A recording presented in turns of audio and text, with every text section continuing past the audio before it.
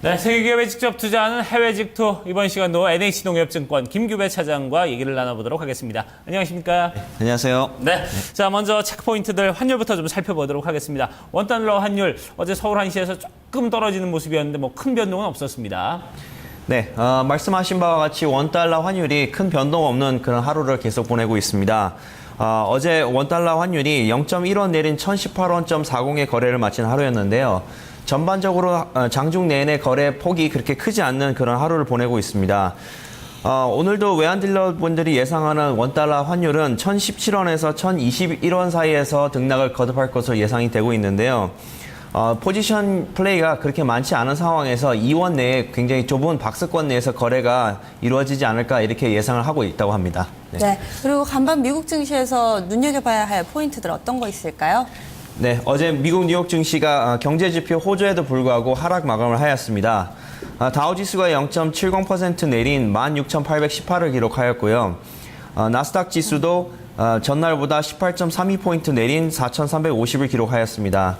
S&P 지수는 장중 1968 사상 최고로 치를 경신하였으나 0.64% 하락한 1949.98로 마감하였습니다.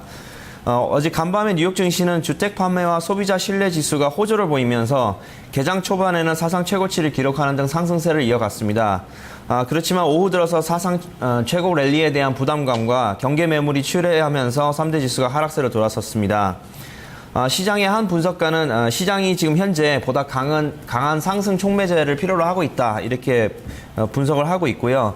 아무래도 기존에 나와 있던 재료들이 모두 소진된 상황에서 추가된 재료가 없는 그런 상황이 시장의 밸류에이션 부분을 부각을 시키고 있는 것으로 보여지고 있습니다. 한마디로 시장이 지금 이성적으로 지금 사물을 바라보기 시작했다고 보셔도 되실 것 같습니다. 한편 지표를 살펴보겠습니다. 미국의 5월달 신규 주택 판매 증가율이 월간 기준으로는 22년 만에 최고치를 기록했다고 합니다. 미국 상무부가 5월달 신규 주택 판매 건수가 18.6% 증가했다고 발표를 했는데요. 이는 1992년 1월달 이후에 최대의 증가폭이라고 합니다. 신규 주택 판매 건수가 5월달에 50만 4천 건으로 시장 전문가 예상치인 43만 9천 건을 넘어섰습니다. 5월달 신규 주택 판매 건수도 2008년 5월달 이후에 최대 규모라고 전해지고 있습니다. 한편 이날 발표된 주택 가격은 시장 예상을 하회했다고 합니다. 미국 연방주택금융청은 4월달 미국 주택가격 지수가 전월과 동일한 수치를 기록했다고 밝혔습니다. 시장 전망치는 0.5% 상승을 기대를 했는데요. 이보다는 하회하는 그런 수치가 발표돼서 시장에 대해서는 그 주택시장 회복이 아직까지는 좀 기대에 못 미치는 것이 아니냐라는 의견이 있습니다. 그리고 S&P 케이스-실러 4월달 20대 대도시 주택가격 지수도 전년 동기 대비 10.82% 상승한 것으로 나타났는데요. 오름세가 둔화됐다고 이제 시장에서는 판단을 하고 있습니다. 4월달 상승률은 2013년도 3월 이후에 또 최저 수준이라고 하고 있습니다. 마지막으로 미 증시가 장 후반에 계속 밀리는 그런 모습을 보였는데요. 플로셔의 그 조기 금리 인상에 대한 발언과 함께 아무래도 내일 있을 GDP 발표 때문에 시장에서는 이러한 부분들이 조금 염려돼서 차익 실현에 일찍 나서는 모습이 아닐까 그렇게 예상이 되고 있습니다. 네, 자, 저희가 이렇게 좀 체크 포인트도 좀 살펴봤고 오늘 해외 증시에서 뭐 특징적인 업종들은 어떤 업종들이 있었습니까? 네, 대부분의 업종이 계속 하락하고 있는 모습에서 그동안 많이 올랐던 석유 업종을 비롯해서 기초 소재 주식들이 많이 하락한 하루였습니다. 특히 투자자들이 그 차익 실현하는 모습이 굉장히 강한 부분이었는데요. 그런 반면에 유틸리티 업종은 그나마 강보합을 유지를 하였습니다. 예를 들면 넥스트라 에너지가 1% 상승한 것을 비롯해서 퍼블릭 서비스 엔터프라이즈가 0.92%, 인테그리스 에너지가 1.21% 등 유틸리티 관련된 업종은 그나마 강보합을 유지를 하였습니다. 하지만 오늘 저녁에도 유틸리티 업종이 계속 강세를 이어갈 것이냐라는 질문을 던지신다면 그렇지는 않을 수 있다 이렇게 보여지는데요. 그 이유는 시장이 잠깐 조정을 보일 때 보통 유틸리티 업종이 강세를 보이고 지금 현재 시장에서는 애플의 아이폰 6 등 그러한 출시 상반기를 앞두고 여러 가지 재료가 임박해져 있기 때문에 다시 한번 기술주 쪽으로 움직임이 가지 않을까 이렇게 예상을 해볼 수 있습니다. 네, 아무래도 시장이 조정을 받았기 때문에 방어적인 성격으로 잠시 강세 흐름을 보일 수는 있지만 오늘 밤은 좀 아닐 것 같다라고 또 전망까지 보태주셨어요. 특징적인 종목은 어떤 게 있었나요? 네, 어제 그 대부분의 종목들이 하락한 가운데 그 마이크론 테크놀로지가 굉장히 인상적인 그런 수치를 보였습니다. 어제 실적 발표를 했었는데요. 2014년도 3분기 실적에서 순 매출액이 39억 8천만 달러를 기록했다고 합니다. 작년 같은 기간에 비해서 72%나 늘었다고 밝혔는데요. 순수익도 굉장히 인상적이었습니다. 800-600만 달러를 기록을 해서 대폭 성장한 수치로 나왔습니다. 사실 반도체 주식은 지난 2012년을 거슬러 올라보면 그 당시에 거시경제가 매우 취약했고 수급이 그 불균형이 맞물려서 판매 가격도 낮아졌습니다. 이로 인해서 반도체 관련된 회사들의 수익성이 굉장히 악화가 됐었는데요. 그 사이에 그 산업 내에서의 어떤 결집적인 효과와 PC 이외의 시장에서 점차 반도체에 대한 수요가 늘어나면서 2013년도 메모리 제품 가격이 인상됐습니다. 이로 인해서 2013년도부터 수익성을 회복하더니 드디어 2014년도에는 3분기 연속 좋은 모습을 보이고 있습니다. 그리고 시장에서도 마지막 분기도 성장 모멘텀을 계속 이어갈 것으로 예상을 하고 있는데요. 또한 중요한 뉴스가 하나 나왔습니다. 마이크론이 인텔과 합작을 추진한다는 그런 소식이 있었습니다. 마이크론은 메모리 분야에서의 기술력을 그 인텔의 차세대 엑손 프로세스의 그 어떤 합작을 추진한다 이런 소식이 들리면서 양 회사의 주가가 모두 상승을 하였습니다. 인텔의 이 차세대 프로세서의 이름은 나이트 랜딩이라는 제품인데요. 기존보다 그 데이터 밴드위스는 5배 이상 유지가 되면서 전력 소모량은 3분의 1로 줄어든다고 전해지고 있습니다. 그래서 사이즈도 절반 크기밖에 안 돼서 앞으로 인텔의 새로운 수익원으로 자리 잡을 거라고 생각을 하고 있다고 합니다. 따라서 여기에서 마이크론과 인텔의 이런 그 합작 사업이 새로운 수익원이 될 것으로 보고 서로 간에 어떤 좋은 그 시너지 효과가 발휘될 것으로 예상되어 주가가 상승을 하였습니다. 네. 자, 조금 전에 끝난 축구는 글쎄요, 경기가 안 풀리니까 선수가 다른 선수를 물어뜯는 그런 모습이 보였는데 반대로 지금 이 마이크론 같은 경우는 서로 밀어주고 이렇게 상승을 가져가는 시너지 효과를 내는 그런 모습을 보여줬다고 이제 말씀을 해주셨습니다.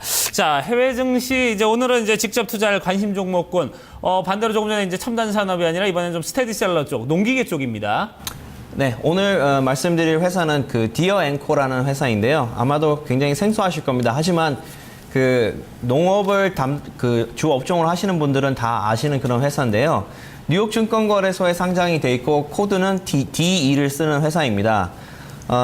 디어 앵코는 농업용 기계와 그 건설용 장비를 주로 생산하는 그런 회사입니다. 4개의 주요 사업 부문으로 구성되어 있는 회사로서 주로 농업용 기계 사업 부문에서 트랙터라든가 면화 수확용 기계, 컴바인 등 전 부문을 생산하는 그런 회사입니다. 미국의 보통 그 대곡창지대를 보시면 큰 기계가 그 밀 수확을 하는 그런 모습을 많이 보실 수 있는데요. 대부분 이 회사의 제품을 많이 이렇게 쓴다고 합니다. 최근에 그 엘니뇨와 관련돼서 기후변화가 굉장히 그 뜨거운 이슈로 계속 뉴스에서 나오고 있는데요. 기후변화가 초래할 그 여러 가지 재앙이 있지만 그 중에서도 농산물의 생산량이 계속해서 변동성이 커질 수 있다고 전문가들은 말하고 있습니다. 그렇다면 앞으로 농사를 짓는 사람들의 입장에서는 생산을 할 때 한 번에 많은 그 생산을 해야 되는 그런 도전 과제에 직면하게 됩니다. 따라서 생산량을 늘리기 위해서는 당연히 그 기계의 힘을 빌어서 생산량을 굉장히 확대를 해야 되는데요. 이럴 때는 디어 앵코 같은 회사들이 수혜를 보통 입게 되고 있습니다. 이 회사의 그 목표가를 한번 추정을 해봤는데요. 시장에서는 약 90달러 정도로 지금 추정을 하고 있습니다. 또한 이 회사 같은 경우에는 아무래도 그 장기 보유를 생각을 하셔야 되는데요. 왜 그러냐면 이 사이클, 농업이라는 그 산업 부분의 사이클 자체가 그렇게 이렇게 역동적으로 그게 움직이는 사이클이 아니기 때문에 투자자분들은 좀 장기적인 그런 접근을 생각을 하셔야 될 것 같습니다. 우선 실적을 살펴보면 2013년도는 그런대로 괜찮은 실적을 발표하였습니다만 5월 14일 날 회사의 2분기 실적을 살펴보면 주당 순이익이 4%가량 하락해서 2.6달러 정도를 기록을 했습니다. 순매출액과 수익도 9% 가까이 하락을 해서 그동안 주가도 뭐 그렇게 재미있는 모습을 보이지는 않았는데요. 회사 측에서는 의외로 예상치 못한 환차성과 그동안 제품 구성의 결점 등의 이유로 실적이 별로 안 좋아졌습니다만 오히려 CEO인 세뮤얼 앨런은 여기에 대해서 자신감을 피력을 했습니다. 앞으로 새로운 시장과 새로운 제품을 늘리는 투자에 대한 확신이 있으며 전 세계적으로 식품과 집 그리고 인프라스트럭처에 대한 수요가 꾸준히 증가를 하고 있어서 이 회사에 대한 그 제품 수요가 꾸준히 늘어날 거라고 확신을 하고 있습니다. 또 한 가지 살펴보셔야 되는 투자 포인트는 세계 인구인데요. 2050년까지 세계 인구가 약 90억 명에 육박할 것이라고 보고 있다고 합니다. 그리고 그 90억의 인구가 대부분 70% 도시에 살 거라는 예측이 되는데요. 특히 이머징 마켓 쪽에서는 이러한 경향이 굉장히 강해지고 있다고 합니다. 아무래도 예전에 사회 시간에 그 멜서스의 인구론이 생각나시겠지만 인구가 기하급수적으로 늘어날 때 그 농산물의 수확량이 현재에 비해서는 2배 정도 늘어나야 이 인구를 먹여 살릴 수 있다고 합니다. 따라서 그 도시화로 인해서 점점 빠져나가는 그 농업 인구를 대체하기 위해서는 기계의 힘을 빌릴 가능성이 더 높다고 보여지는데요. 디어 앵커에게는 굉장히 풍부한 사업 기회가 놓여져 있다고 보시면 되겠습니다. 이 회사는 굉장히 그 딜러 제도를 굉장히 잘 활용을 해서 중국이라든가 브라질, 유럽에서는 딜러들을 활발하게 고용함으로써 제품 판매를 늘리는 그런 전략을 하고 있는데 이것이 시장에서는 굉장히 주요하고 있다고 합니다. 또 기관 투자자들의 현황을 살펴보면 뱅가드 그룹이 약 5.5% 보유하고 있고 스테이트 스트리트 회사도 4.9% 보유하는 굉장히 장기적인 접근을 지금 보고 있는 그런 회사입니다. 마지막으로 이 회사의 목표가를 90달러로 말씀을 드렸는데요.